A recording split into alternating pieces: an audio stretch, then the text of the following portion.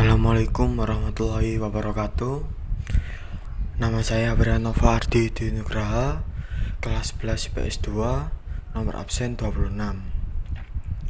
Di sini saya akan menjelaskan materi bab 3 tentang perbedaan, kesetaraan, dan harmoni sosial. Yang pertama adalah perbedaan sosial. Manusia diciptakan dengan berbagai perbedaan. Meskipun memiliki perbedaan latar belakang, setiap manusia pada hakikatnya memiliki kedudukan yang sama. Perbedaan sosial perlu disikapi dengan cara saling menghormati dan menghargai dalam kehidupan sehari-hari. Selanjutnya, perbedaan sosial dibedakan menjadi dua. Perbedaan bersifat vertikal dan horizontal. Perbedaan vertikal yaitu perbedaan antar individu atau antar kelompok yang menunjukkan adanya tingkatan lebih tinggi dan lebih rendah. Perbedaan ini bisa disebut stratifikasi sosial. Yang kedua, perbedaan horizontal. Perbedaan antar individu atau antar kelompok yang tidak menunjukkan adanya tingkatan lebih tinggi dan lebih rendah. Perbedaan ini bisa disebut diferensiasi sosial. Diferensiasi sosial merupakan pengelompokan masyarakat berdasarkan perbedaan latar belakang sosial. Perbedaan ini mengacu pada kedudukan yang sama atau setara. Bentuk-bentuk diferensiasi sosial berdasarkan yang pertama adalah agama. Menurut Emil Durkheim, suatu sistem kepercayaan yang terdiri atas kepercayaan dan praktik yang berhubungan dengan hal suci. Yang kedua, unsurnya emosi keagamaan, sistem kepercayaan, upacara keagamaan, kelompok, dan sarana keagamaan. Yang kedua, suku bangsa. Setiap suku bangsa memiliki kebudayaan berbeda. Keragaman kebudayaan dilihat dari perbedaan bahasa, rumah adat, tarian daerah, lagu daerah, dan lain-lain. Yang ketiga, mata pencarian. Masyarakat yang di dataran rendah mayoritas bekerja sebagai petani, pedagang, dan karyawan. Sedangkan masyarakat yang di dataran tinggi mayoritas bekerja sebagai peternak dan pemetik daun teh. Yang keempat adalah ras.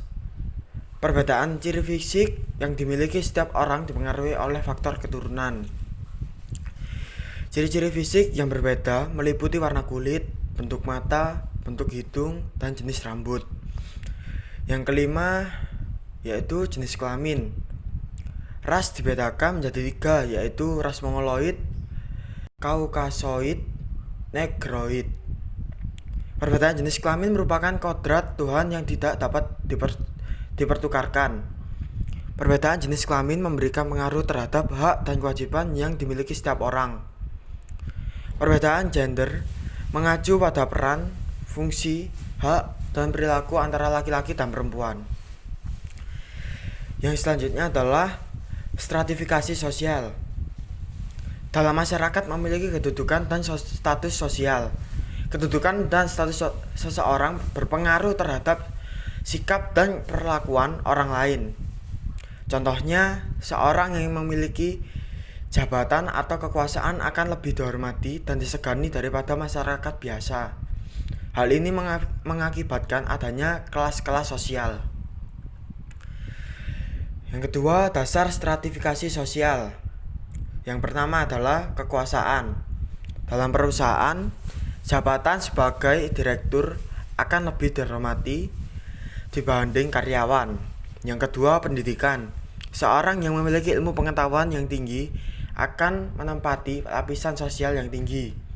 Contoh, seorang yang memiliki gelar sarjana baru bisa menjadi guru. Yang ketiga, kekayaan.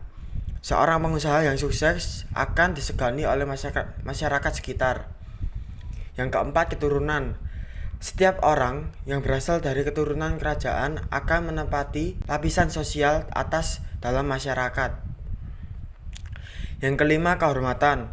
Seorang yang telah berjasa besar akan menempati lapisan sosial atas dalam masyarakat. Sifat stratifikasi sosial. Yang pertama adalah stratifikasi sosial tertutup, yaitu adalah bentuk stratifikasi yang anggota dari setiap stratanya sulit melakukan mobilitas vertikal. Yang kedua adalah stratifikasi sosial terbuka, bersifat demokratis, kemungkinan mobilitas sangat besar. Yang ketiga, stratifikasi sosial campuran, merupakan kombinasi antara stratifikasi sosial tertutup dan terbuka.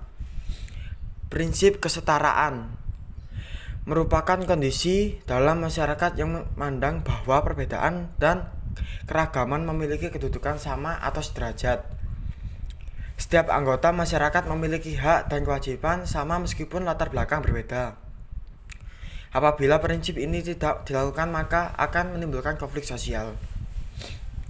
Bentuk kesetaraan. Yang pertama adalah gender. Perempuan dan laki-laki memiliki kesempatan sama untuk bekerja. Yang kedua, suku bangsa. Setiap etnis memiliki karakteristik khas yang terwujud dalam kebudayaan. Yang ketiga, ras. Pemberian kesempatan yang sama dalam mendapatkan akses di berbagai bidang kehidupan. Yang keempat, agama. Setiap warga negara berhak memeluk agama dan menjalankan ibadah sesuai kepercayaannya. Yang kelima, warga negara.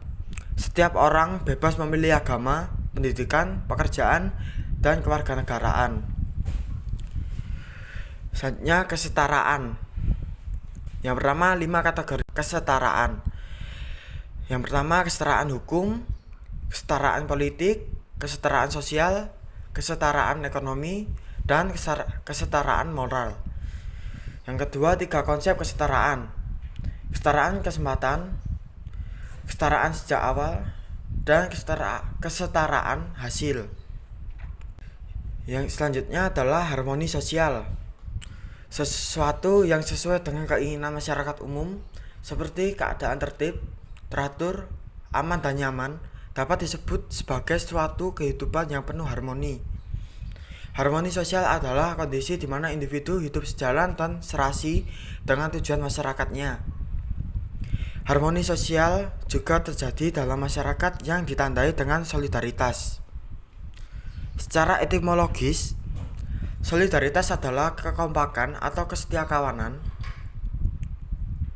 Kata solidaritas menggambarkan keadaan hubungan antara individu dan atau kelompok yang berdasarkan pada perasaan moral dan kepercayaan yang dianut bersama. Yang kedua, manfaat masyarakat harmonis, yaitu yang pertama, melalui hubungan yang harmonis antar masyarakat dapat digali kearifan budaya yang dimiliki oleh setiap budaya. Yang kedua, memunculkan pengarahan terhadap budaya lain sehingga muncul sikap toleransi.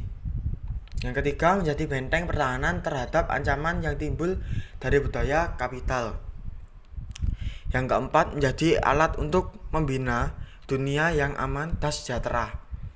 Yang kelima, mengajarkan suatu pandangan bahwa kebenaran itu tidak dimonopoli oleh satu orang atau kelompok saja. Sekian penjelasan dari saya. Terima kasih. Wassalamualaikum warahmatullahi wabarakatuh.